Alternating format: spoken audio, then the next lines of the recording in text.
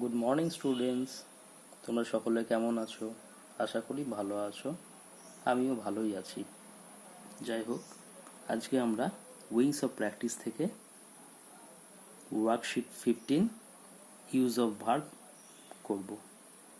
এটা গত বুধবার এই চ্যাপ্টারটা আরম্ভ করেছিলাম এবং তোমাদেরকে আগের দিন বুঝিয়েও দিয়েছিলাম কিভাবে করতে হবে, এবং বাড়িতে তোমাদের 15 নাম্বার পর্যন্ত হোমওয়ার্ক করতে দেওয়া ছিল।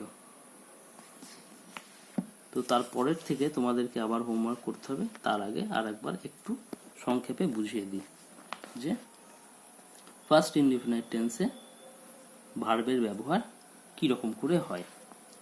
অর্থাৎ পাস্ট টেন্সে কোনো কাজ করা হয়েছিল বোঝালে, যেমন করেছিল, বলেছিল, খেয়েছিল, খেলেছিল, এই ধরনের যখন শব্দ থাকবে তখন বুঝতে হবে সেটা ফার্স্ট ইনডিফিনিট টেন্স। সেক্ষেত্রে ভার্বের পাস্ট রূপ ব্যবহার করতে হবে। এইভাবে তোমরা ওয়ার্কশিটের 1 থেকে 15 পর্যন্ত করেছিলে, এবং পরে আজকে তোমরা বাড়িতে 16 থেকে